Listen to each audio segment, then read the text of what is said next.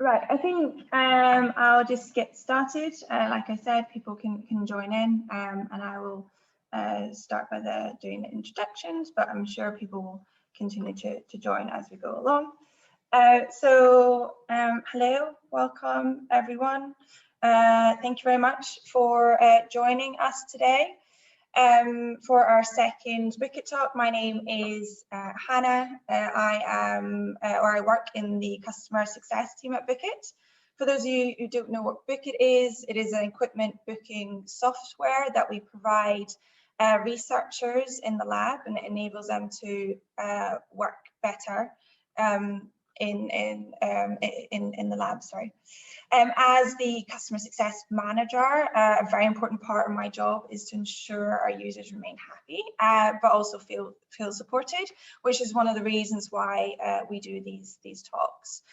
So for the first Wicked Talk, we address the impact that COVID has had on people's view on scientific research. And today we'll be talking about mental health in the workplace. So with me today, I have Kimberly, Julianne, and Grace, who have some great insight and knowledge to share. We do have some topics to cover and some questions, but for the viewers, if you do have any questions, please do put them in the Q&A option that you will see on your screen, and we'll try to get to them. So on the panel today, we have Kimberly Holt. Kimberly is an IO psychologist with a double degree from Universities of Valencia, Spain, and Bologna, Italy, although she is originally from Hamburg, Germany. Her research focused during her master's was on functioning in virtual teams, but besides that, Kimberly participated in research groups and activities on health and social psychology. Currently, she's working for a Norwegian startup, RSIA, as a sales and business development manager, where they are developing AI tools for scientific literature reviews. Then we have Julianne Tate. Julianne has more than 20 years experience as a senior HR leader. She is an accredited member of Chartered Institute of Personnel Development, British Psychological Society, and Institute of Leadership and Development. Julianne specializes in behavior change, leadership development, relationship mediation, and cultural realignment. She works part-time as director of Untitled Tate and part-time as head of learning and development at Lucid Group Communications, which is a med ed agency specializing in patient outcomes. And then we have Grace Shaw. Grace is a doctorate student in medical anthropology at the University of Illinois.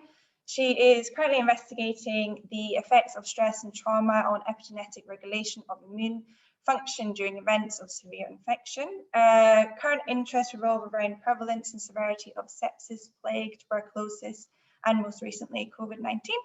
Her work centers around migrant agricultural workers to showcase how labor is a social determinant of health and can be biologically embodied. It's very impressive people we have with us today. So again, panelists, thank you very much for joining me and to discuss mental health in the workplace. And I'm sure we have quite a lot to talk about, so rather than me rabbiting on for too long, I will jump right into it. So quite a big question to start off with is around the discussion of mental health at work. Sort of general public awareness has increased around mental health. There's a lot of information about it, but really, is it something that we talk enough about at work? I don't know, Julianne, if you want to open on that one. I absolutely will. And but before I just jump in, there's a question which has come in where one of our attendees has said that they can't see anything on screen. So we're not sharing any slides on this, but I just wanted to check, can you see we four panelists on your screen? Brilliant. Is that? Yeah. That's it, yes. Awesome. Okay, perfect. Hannah, I'm so sorry, I was distracted. Do you mind re-asking me the question so I answer from the get-go? Ask you a question again, sorry. Would you mind? Yeah, I'm sorry. The question. The question is around discussing mental health in the workplace. Is that something that we do enough? Yeah, I think that for me, it's not that we've reached the end point of it yet. As a HR practitioner, I don't feel great, we've cracked it, but certainly in the 20 years that I've been working in HR, I've seen such fantastic strides and we've really advanced.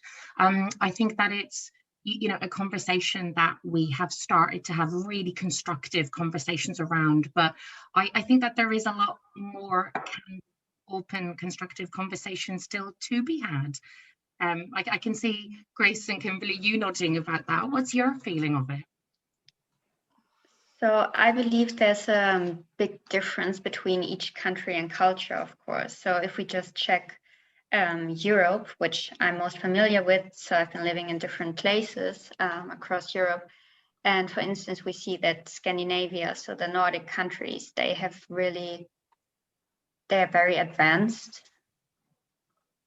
I don't know if you can still hear me. Yeah. Yeah. I think your video might have frozen, but we can still hear you. Okay, for me it stopped working, sorry.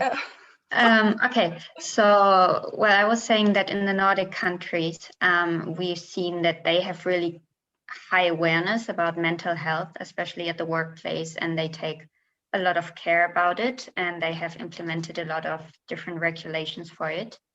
But then maybe in Germany or in more Southern European countries, it's a different picture, and it's still highly stigmatized. I would say mental health issues. So yeah, I think we still have to do more. And what I can see in my home country, which is Germany, is that there's as well a lot of process and trying to reinforce awareness about mental health and doing different trainings and workshops as well, especially for management level at the companies. But I'm not quite sure yet if it really has sunken into the mentality of the people. Yeah. And then to take that a step further, so I'm American and living in the United States, and it's highly stigmatized in the workplace. It's not really talked about. Most places of employment do like mental health week, which they like offer free yoga classes to their employees for about a week.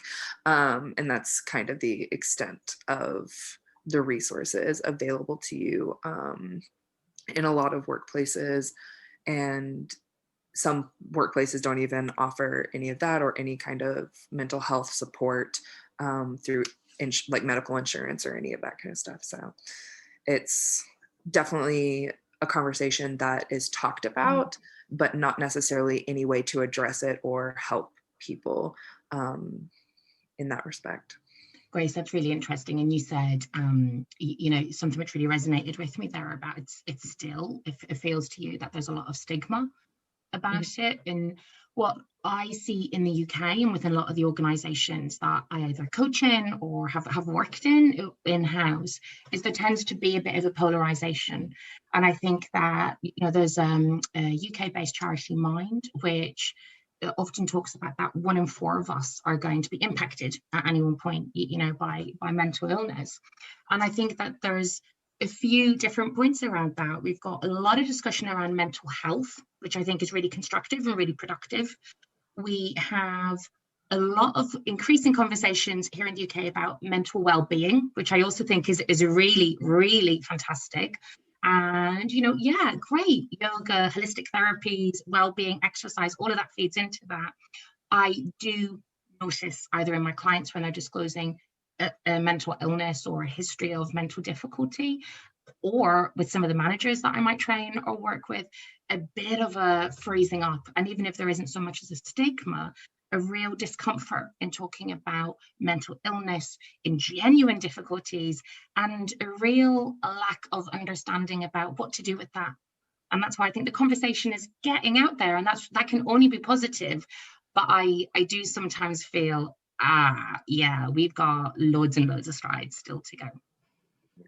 And I think a big part of the issue is a lot of mental health, like to help get over it or get past like a large barrier, people need to have time off. And like, I think the reason it's so stigmatized is people are like, I'm going through something and I need time off. But in this very like capitalist must be working, moving forward constantly, that's stigmatized because it's like, no, you can't take a month off work to like get it, because it's mental health is not seen as like a physical illness. Like if someone got in a car wreck and needed like recuperation time at home, they would be given that, but they're not given that for mental health to like get their head back in the same place. So I think there's a different way of shaping it and viewing it within the workplace that would be necessary for people to actually reap benefits from the conversations and the way we approach mental health. Yeah. And I would like to add that I think as well an issue on that is that helps for this stigmatization is that people need to open up and they need to show weakness and need to show their emotions. And I believe this is as well stigmatized, especially in jobs when you're, now I don't want to talk into stereotypes, but if you're a high management level and you need to be tough at your work and you need to represent that you're, you know, a strong personality, and then opening up and saying, okay, I have problems and I right now not emotionally stable, maybe this makes people afraid and makes them afraid that they might lose their reputation at work, I believe. So just to, sorry, Julianne. Sorry, Hannah, go on. No, just to pick up on some things that you guys are saying. Obviously, it's difficult to talk about mental health at work. So, what importance do you think things like Mental Health Awareness Day or World Mental Health Week? How do you think those are really useful, or is it a short-term thing that doesn't really is transported further? It's more like we have this day, and then after that day, we go back to not quite being able to talk about it yet. Anyone? Anyone who wants to? I was just thinking, because I did some research, or I was just Googling as well Mental Health Week and month from the European Union and from the countries, and I just did not hear anything about it. I did not know that there was this mental health awareness. Well, I knew there was this month, but I had no idea what the European Union is doing about it, or what Germany, for instance, or Norway, or whatever country is doing about it, because I don't know, it doesn't really show any presence in the country. So if we look at this global level, I believe that maybe those things don't really address the right people, because I believe if you're already into this topic and you want to inform yourself about it and you start Googling and then join a webinar, then you're already in the state like, okay, I am actively searching for information or opening up. But if you're a person that is afraid to talk about mental health and has some wrong ideas about it in their mind, then I don't think that you would go and Google it and then do anything about it. So there, I believe it's unfortunately maybe not that helpful. It's a sweet idea that hasn't been actioned or implemented properly.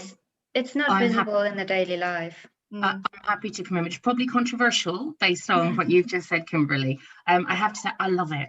I really, really love it. And I'm a huge advocate, but I recognize it for what it is. It's a PR exercise. It's an opportunity to talk. I do not for 1 minute believe that it acts as a panacea or it helps change that. But one of the things I was going to mention previously, I've got to say, on Mental Health Awareness Week and, you know, days, I have been hugely inspired by leaders, some of who are known to me, some of who I've never met, but I might have seen some PR activity on LinkedIn or so, who have been open about their own well-being journeys and any mental health crisis or crises experience themselves or people who are close to. And that has really inspired me to be more open about, we have mental health illness in my family.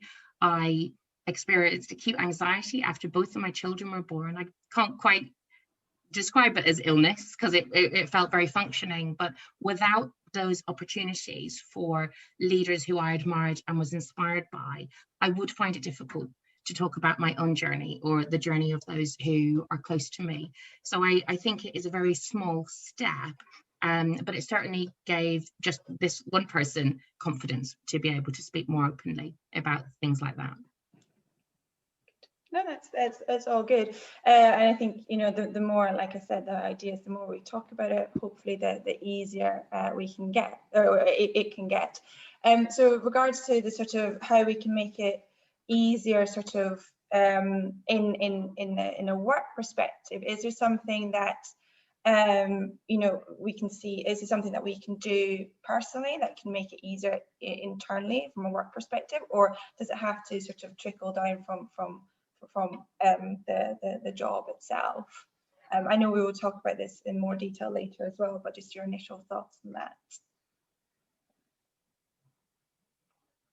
I think from an organisational perspective, we need to carry on doing some of the useful things that have been started, such as you know, holistic therapy, such as having Grace. Obviously, it will be different in the States. In the UK, we have employee assistance programs where you can access talking therapies or cognitive behavioural therapies, etc., via occupational health.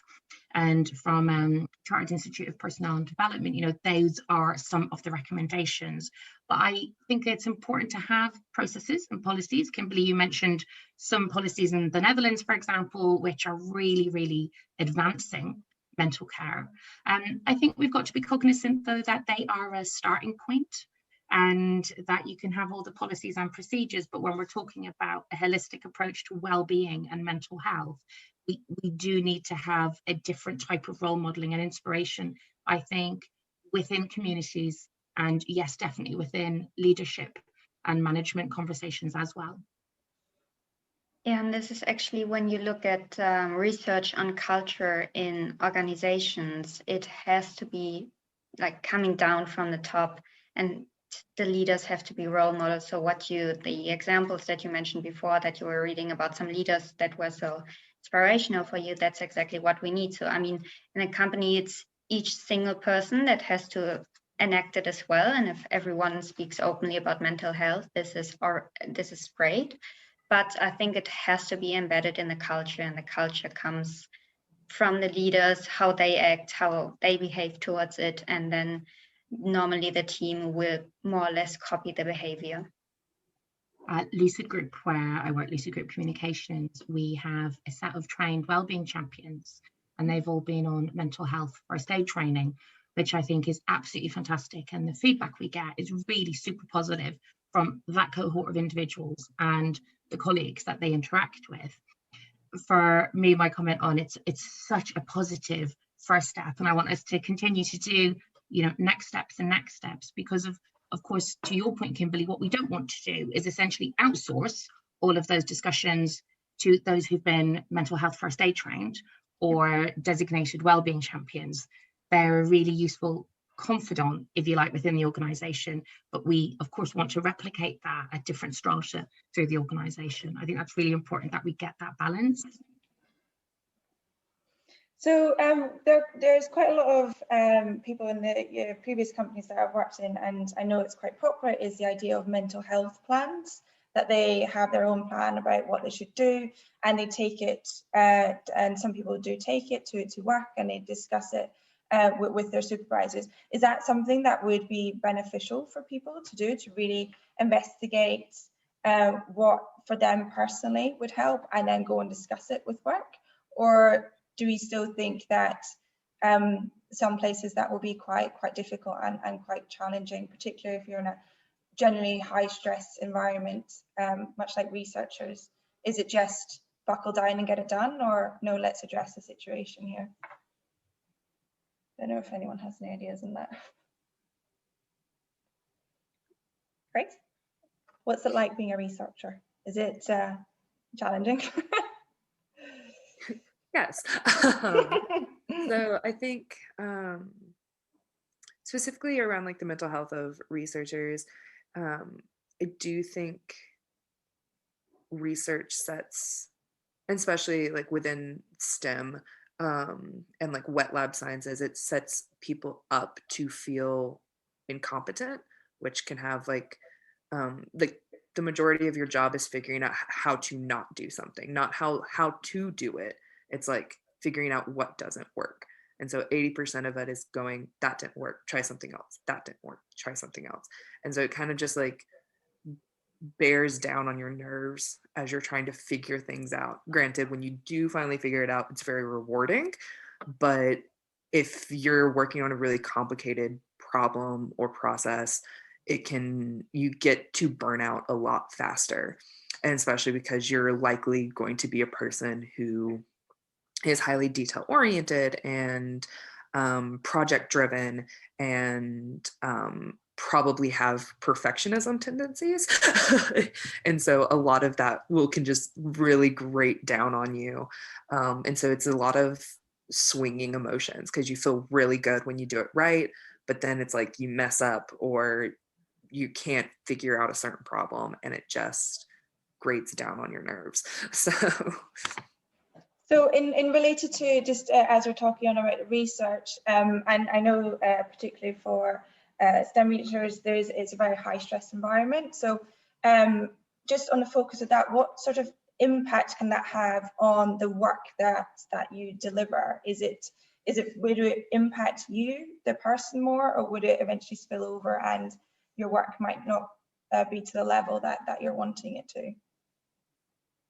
I think it would definitely spill over. I think from my own personal experience, certain experiments that I just couldn't figure out, like I felt at the end of my rope, like you start to give up and you're irritable at work and you're not being a good colleague. And someone in the chat mentioned like the increase in workplace bullying during like at the start of COVID and stuff. And I think a lot of that comes with like the irritability that people are feeling from their personal lives spilling over into their professional lives. And I think within research, not necessarily your personal life spilling into the professional, but you feel irritated in those instances of continual trial and error.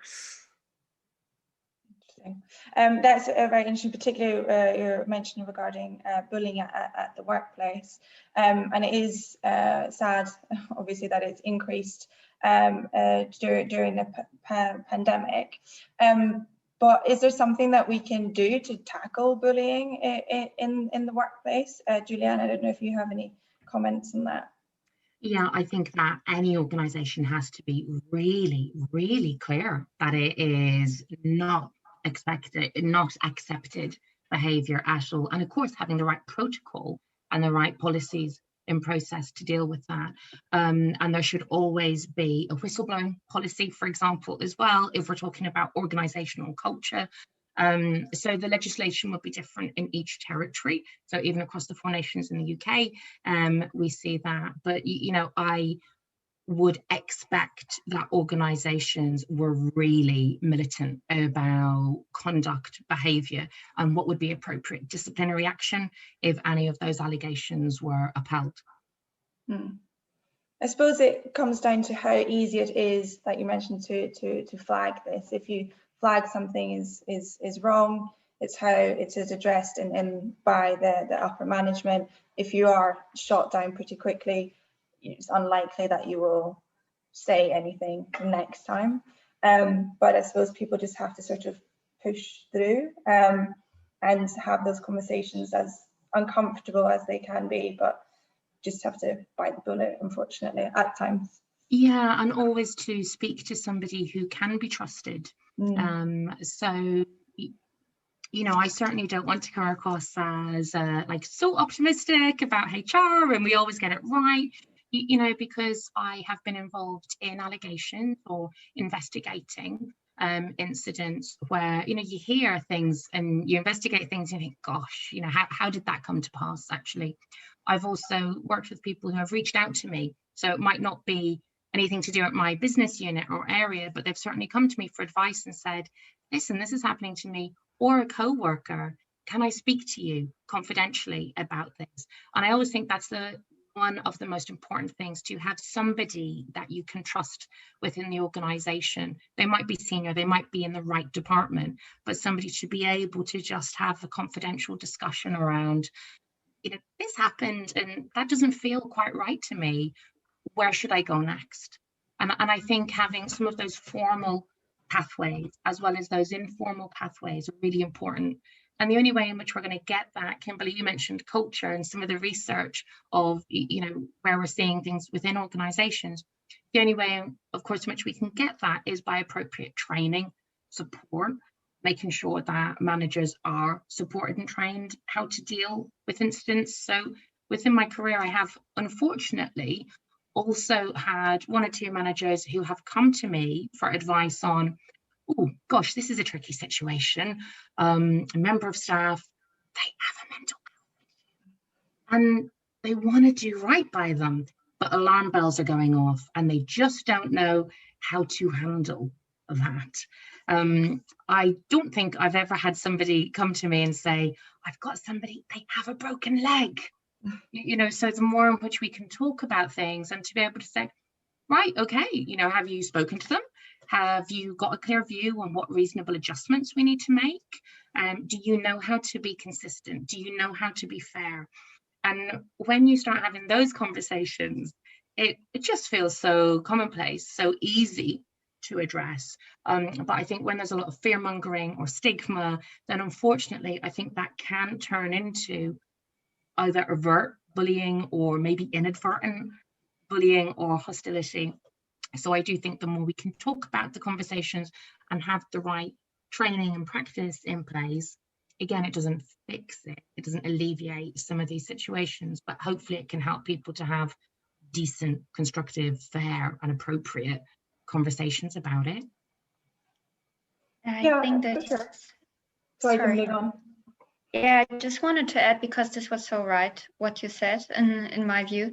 But I believe before as well, having this culture of talking openly about it, I think there's as well the step before to recognize what is bullying and what is just joking around, because sometimes I perceive that there are some views about that maybe bullying or as well, not catcalling, but talking to female colleagues in a certain way from some groups is still seen as like, this is normal. Why do you care so much about it? So also raising this awareness that some things are not just joking and some things can hurt and some things can be bullying, although for a different person might not be bullying. So it's also this perspective change, this being subjective about certain situations, and then seeing this, and then as well having the courage from like a coworker to step in and say like, okay, maybe what you're doing right now is not good, and it's this person is hurt, or please stop it, something like that. So I believe there's as well this step that we have to raise this awareness.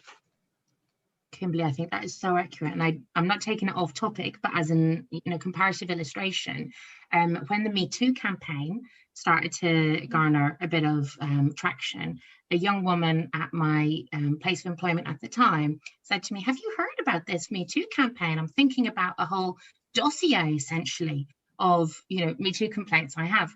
And I was a bit taken aback, and I thought, gosh, I don't think I've ever experienced that. And over the following fortnight, I thought of every single exchange or interaction which probably surmounted to that. It hadn't upset me, it hadn't impacted me. But I think to what you're describing, Kimberly, actually that awareness of what's cool, what's not so cool. I think that's really important if we're talking about cultures of bullying or a lack of understanding of health and well-being.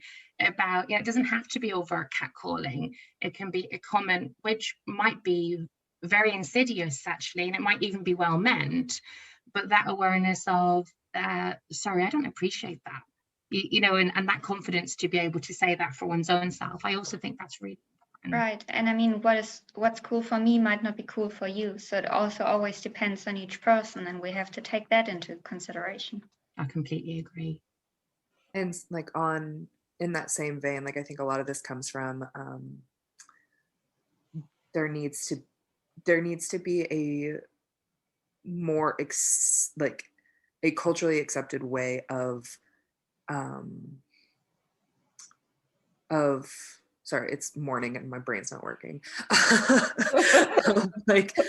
Of having these conversations of boundaries. So I feel like telling someone where your boundaries are is still kind of taboo, where people get like offended and defensive, being like, oh, that's not what I meant. I'm like, no, I'm just telling you that's where my boundary is. And like, please don't cross it again. And I think being able to have those conversations more openly and more freely without them coming with like this taboo and people getting very defensive and closed off, like I feel those conversations should be more accessible and more commonplace within the workplace, within personal relationships, just being like, hey, that was a boundary, please don't do that again. And that be it. And be like, oh, sorry, I won't. Thank you for telling me. And like that should be the end of the conversation, instead of it being a big ordeal of like, oh no, that's not what I meant. Like, let me explain myself. And I'm like, you don't need to explain yourself. Just here is the line, don't cross it again. Wouldn't it be wonderful if maybe in, 100 years, hopefully in 2 years, even if, we set a more stretching goal for ourselves, wouldn't it be awesome if all of us had this innate curiosity, and this innate assertiveness to be able to say, oh, Grace, you actually overstepped one of my boundaries then. And then to, the curiosity to be met with, oh, I'm sorry for that. So can I just ask, what was it that really raised a trigger for you? And, that's actually coaching practice, to kind of explore things. And I apologize for that. I won't do that again. I think as human beings, we do tend to go into a more defensive state of, I don't want to say that to you, and I feel uncomfortable. And there's now this peculiar exchange that we're caught in. And unfortunately, I think so much of our mental health and our well-being is tied up in our identities, that, we're not even necessarily looking at our behavior elements of it. We're just trying to describe our own boundaries tied up in our identity. There's a really interesting piece of work by Robert Dilts on neurological levels, which I'd recommend to anybody dialing in today, where it explores, kind of the environmental factors or identity versus behavior and capabilities. And one of the coaching practices we use is to have conversations, be it about our boundaries or be it about our well-being on a behavioral level. So we're talking about behaviors and not, you did that to me, or here's what happened to you. I think what some companies might want to address is whether or not, because these conversations are unfortunately sometimes quite difficult to have for a lot of people, which is sad. So it's maybe perhaps we should have a dedicated person that deals with it, that the person that can go to. I think potentially what a lot of companies might think is that's a cost for them, but in reality, if they don't have a person that's in place that can be that person that can support people, you're more likely going to have a lot of people who get signed off sick because they're not comfortable in the workplace. So there are lots of issues are building up that they're not able to address because they don't feel comfortable, or there's not a dedicated person for them to go to. So it's personally something I think companies should really look into and investigate whether or not it's something that they should do. Sure. I think a lot of companies are taking more of that on board. I was at an engagement conference about 18 months ago, probably a bit longer actually, because it was before I was there in person. But there was a speaker who was head of happiness at an organization, and actually her role, it's a HR role. HR is often in some organizations seen as people. They've rebranded as people rather than human resources. And she was talking about really legitimate day-to-day HR commercial stuff, like employee engagement, like employee well-being, like managing sickness, absence, and occupational health. But I thought, what a fantastic proactive step for her organization to refer to that as head of happiness, and really embracing that, and recognizing that there is a direct correlation in organizations between employee engagement, of which well-being and culture is one of the levers, and the profitability that an organization will then enjoy. So I think the research is out there, the data is out there, and I think that lots of companies are cottoning on to that. I would love to see that as just pas de coeur in all business, that it wasn't seen as something fresh or new. That was just, you got your happiness officer, you got your well-being officer. Won't that be fantastic when that is just absolutely through every organization out there? I think we can also see that because more and more companies are interested in hiring psychologists or IOP psychologists, and we see in Germany there are a lot of new studies and a lot more universities are offering this, because we see that there's a connection as well to bring in the psychological view into an organization, and it's just beneficial for everyone. And I think this is a kind of recent development which will be growing, I strongly believe. Excellent. So unfortunately, because because we're still in COVID times, I think it is important that we do have a brief conversation just regarding COVID, as much as we would love to never talk about that again.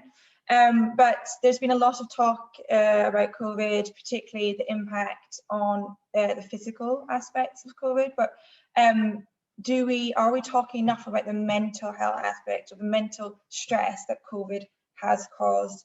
And are we really prepared for the potential outcome that this is going to have, or are we still just focusing on let's get over the physical impact of it?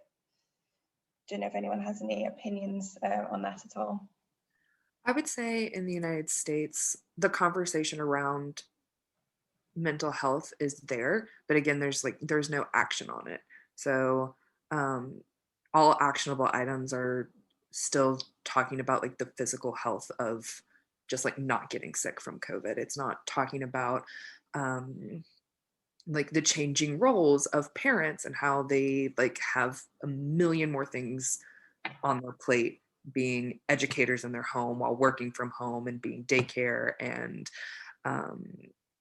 or just the burnout and people not being able to see their families for years at a time, and stuff around that. And it's like people are aware that it's happening, and some workplaces are being very gracious in that respect, which is great, being like, look, we get it, everyone's not in a good place right now.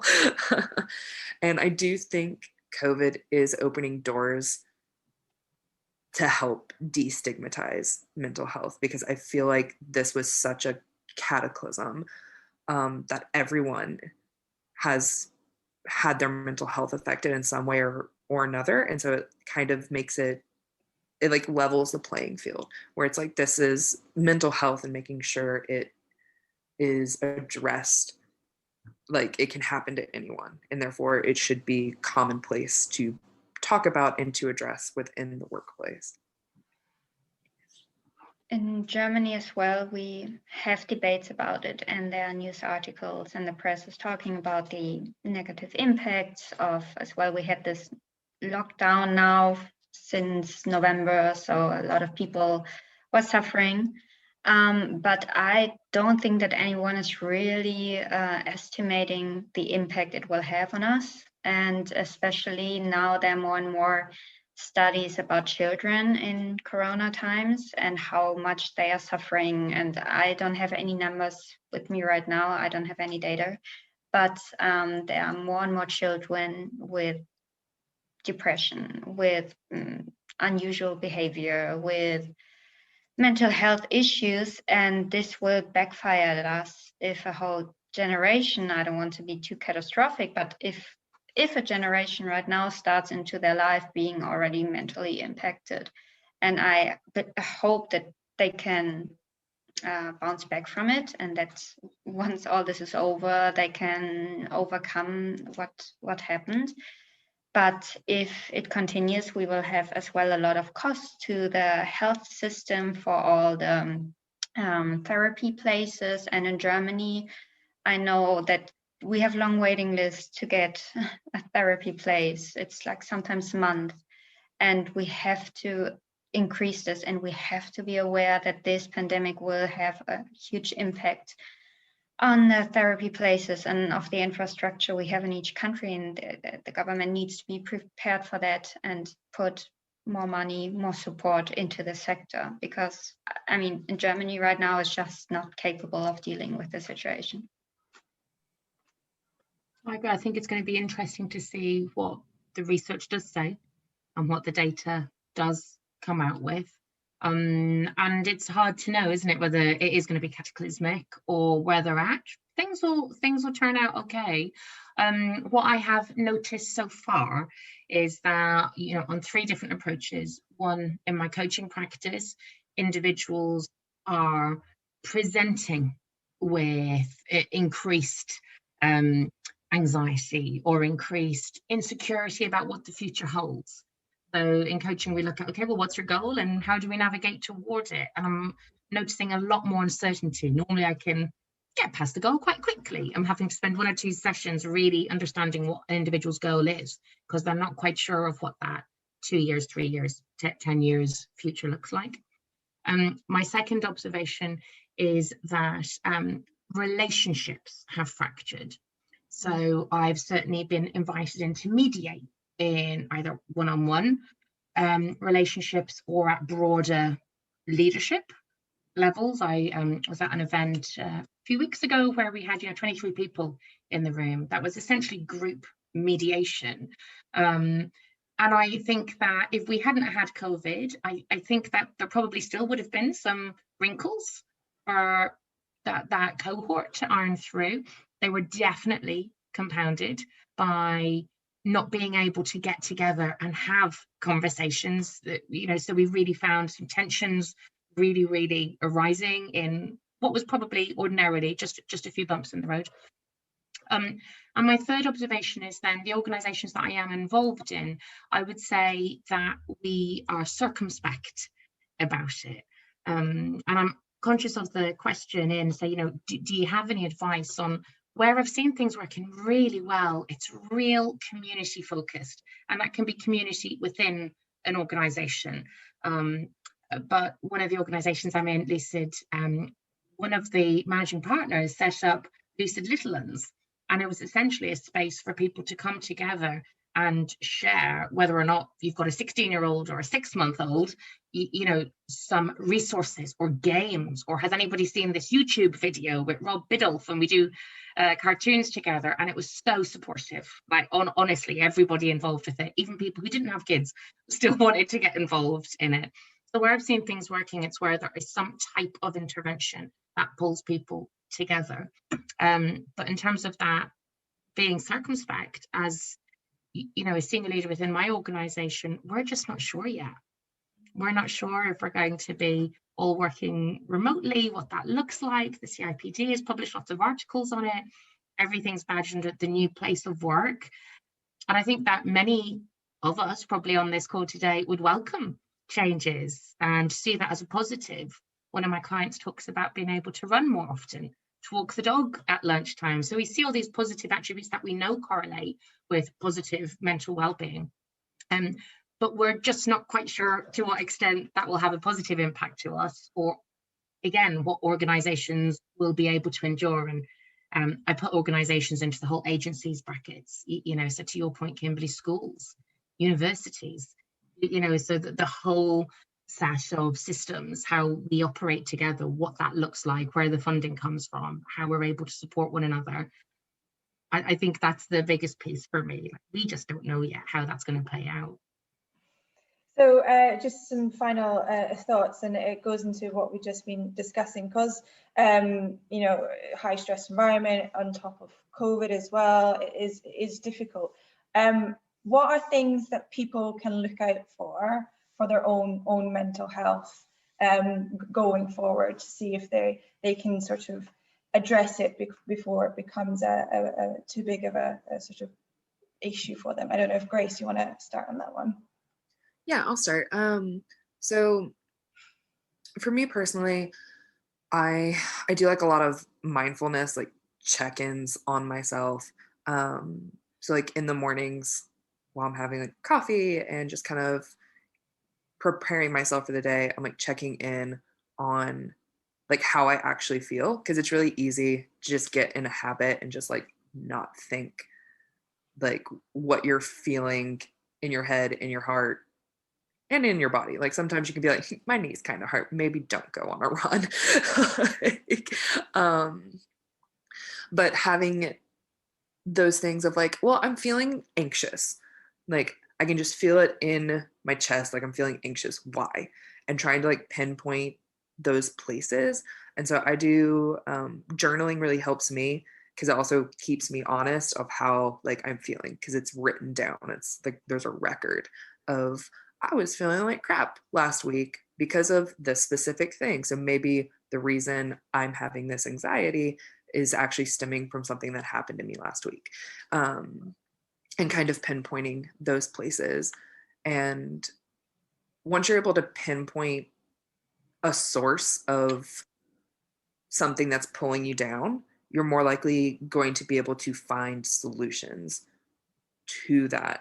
And especially if you are someone who is has access to mental health care providers, it gives you like a springboard to start those conversations with them where they can help you like build the toolkit to really address the things in your life that are negatively impacting you.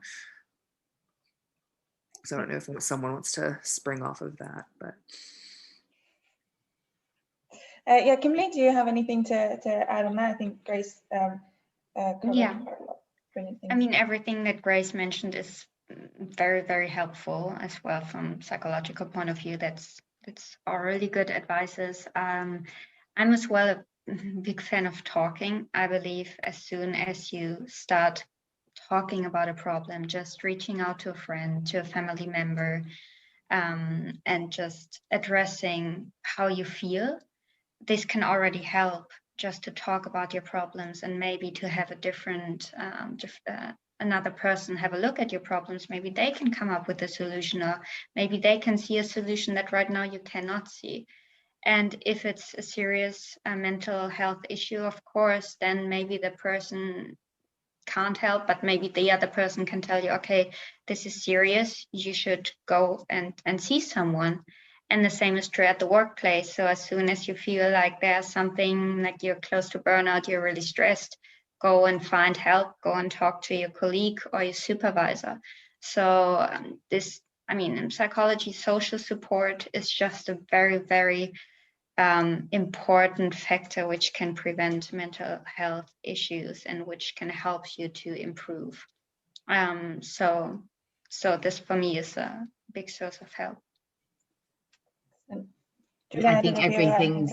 Sorry. Yeah, I was going to say I think everything's being covered. I guess the one thing for me, Hannah, earlier on you mentioned, would we be supportive of personal plans, for example, and I think that what you've both talked about, Grace and Kimberly, is that personal approach. And if we think about our well-being in the same way as we think about our physical health, so yeah, nutrition, fitness, enough sleep, enough rest. So if we're adding that in, it's, well, what works for me? And I often think that's probably the most overused and the most insightful question I ever ask in coaching practice. Is it helpful or not? So if you're noticing changes and maybe you want to stay in more, is that helpful? You might be finding that, yeah, that's great, I'm staying in more and I feel more restored and I feel more mindful. If it's I'm staying indoors more and I don't want to go outside, is it helpful? No, actually, I'm beginning to really spiral. I'm beginning to, find it difficult to interact with society. I'm finding it hard to get out of bed in the morning. I always think that's the key thing, being aware of changes for ourselves, really understanding one's own self. You've both spoken about so eloquently, but then with, if there are changes, really tuning into, okay, is that helping me or is that really going against me at the moment? And then trying into, so what am I going to do about that? Kimberly, I think you're absolutely right. Sometimes seeking help can just reflect back to us. My final thought on it is when we do ask for help, being really clear on what that request is. And Grace, earlier on, you mentioned boundaries. I think that is so important. And I'm chuckling to myself. I don't mind sharing a very personal anecdote. When my second child was super, super small and I hadn't slept and I was so anxious and I didn't want to leave the house. And I spoke to my partner about it. And he said, thank you for, if you ever get to that point where you feel you can't cope, I want you to talk to me about it. And I had that little moment of, I think that's what this conversation is. I am telling you, I am saying I'm at a point where I can't cope, and I'm happy to share that because I'm super assertive. Anyone who knows me would say I'm really clear on my boundaries. I'm Irish. I'm happy to be very direct. But I think how easy it is for many of us to think that we've had the conversation and for us to maybe not be heard. And particularly if it does feel stigmatized, also how open and assertive we have to be to say, employer or partner or best friend or parent or carer, you know, this is what I need. I need you to let me sleep or take me to the doctors, you know, whatever that might be. And I think that cry for help has to be explicit sometimes. I agree, totally. Excellent. Brilliant. That was a really interesting conversation we had. I know there's some more questions coming in, but I think it's sort of good to note to end on. Any questions that we haven't covered, I'll make sure to follow up and address them.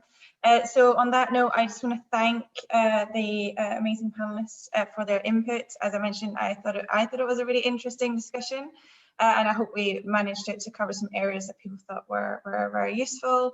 Thank you to all the people who joined the call today, and again to the panelists for their participation. And that's really it.